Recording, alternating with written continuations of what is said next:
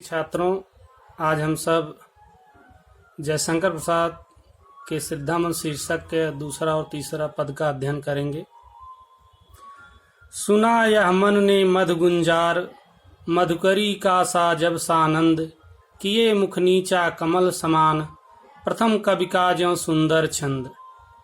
एक झटका स लगा सहर्ष, निरखने लगे लुटे से कौन, गा रहा यह सुंदर संगीत, कौतूहल रह न सका फिर मौन।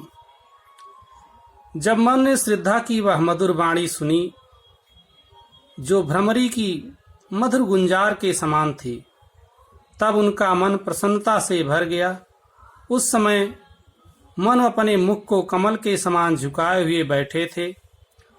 उन्हें उस वाणी से वही मधुर एवं आनंद प्राप्त हुआ जो आदि कवि वाल्मीकि के मुख से अनायास निकले उस छंद में था, जो क्रौंच पक्षी के वध के अवसर पर उनके करुणा से भरे हुए हृदय से निकल पड़ा था।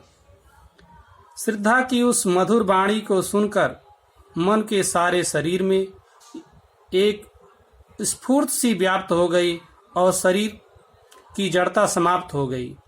जैसे बिजली का झटका लगने से शरीर को अजीब सी अनुभूति होती है, वैसे ही नवचेतना उनके शरीर में व्याप्त हो गई। वह प्रसन्नता पूर्वक एवं विस्मय विमुग्ध होकर यह देखने लगे कि कौन है जो इतनी मधुर वाणी में बोलकर संगीत की सृष्टि कर रहा है। वह अपने कौतूहल को शांत नहीं रख सके और यह देखने के लिए उत्सुक हो उठे कि कौन है जो मधुर वाणी में बोल रहा है। दूसरा पद देखें। और देखा वह सुंदर दिश, नयन का इंद्रजाल अभिराम, कुसुम वैभव में लता समान, चंद्रिका से लिपटा घनश्याम। हृदय की अनुकृत वाह उदार, एक लंबी काया उन्मुक्त, मधुपवन क्रीड़ित ज्यों शिशाल, सुशोभित हो सौरभ संयुक्त। श्रद्धा मन को एक सुंदर दृश्य के रूप में दिखाई पड़ी। जैसे सुंदर दृश्य देखते समय नेत्र उस पर टिके रह जाते हैं, उसी प्रकार श्रद्धा के अंग प्रत्यंग की शोभा को देखकर मन के नेत्र उस पर टिके रह गए, वहां से हटाने पर भी ना हटे। श्रद्धा का वह मोहक सौंदर्य नेत्रों को आकृष्ट करने वाले सम्मोहक जादू की भांति था। वह फूलों से लदी हुई एक सुकुमार लता जैसी लग रही थी, जिसके अंग प्रत्यंग पर सौंदर्य लदा हुआ सा था। वह नीले वस्त्रों में से झलकते शरीर की आभा ऐसी लगती थी मानो चांदनी से लिपटा हुआ बादल हो। श्रद्धा के वह शरीर को देखकर लगता था कि शरीर ने हृदय का ही अनुसरण किया हो, क्योंकि उसने अत्यंत उदारता पूर्वक अपने शरीर को उन्मुक्त किया हुआ था। वह लंबे शरीर वाली युवती थी, जिसके शरीर पर कुछ ही बस से अधिकांश अंग खुले हुए थे और अपनी शोभा विकीर्ण कर रहे थे। श्रद्धा को देखकर मन को ऐसा लगा मानो वह साल का छोटा सा पौधा है, जिससे बासंती पवन अटखेलियां करता हुआ सुगंध फैला रहा हो।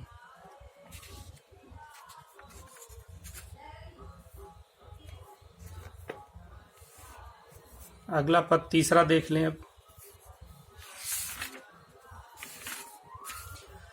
मृषण गांधार देश के नील रोम वाले मेषों के चर्म ढक रहे थे, उसका वह पुकांत बन रहा था वह कोमल वर्म।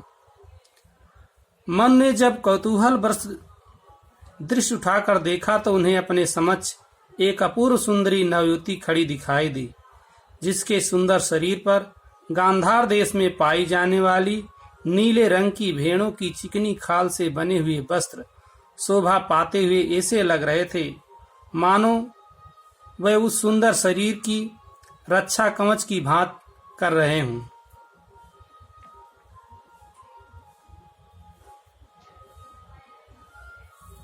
नील परिधान बीच सुकुमार, खिल रहा मृदुल अधखुला अंग, खिला हो ज्यों बिजली का फूल, मेघवन बीच गुलाबी रंग। आ वह मुख पश्चिम के व्योम, बीच जब गिरते हों घनश्याम, अरुण रवि मंडल उनको भेद, दिखाई देता हो छविधाम। श्रद्धा ने अपने शरीर पर नीले रंग के वस्त्र धारण किए हुए थे, जिनमें से उसका सुकुमार मृदुल अंग आधा खुला हुआ दिखाई दे रहा था। नीले वस्त्रों में से झलकती हुई अंगों की इस आभा को देखकर ऐसा लगता था मानो बादलों के उपवन में गुलाबी रंग की आभा वाला बिजली का फूल खिला हो।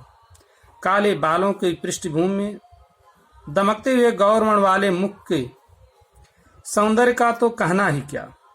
उसे देखकर ऐसा लगता था मानो पश्चिम के आकाश में घिरे हुए काले काले बादलों को भेदता हुआ लाल सूर्य मंडल दिखाई देता हुआ अत्यंत सुंदर लग रहा हो। भाव यह है कि काले के इस बादलों जैसे थे तथा दमकता हुआ सिद्धा का मुखमंडल सूर्य की भांति लग रहा था।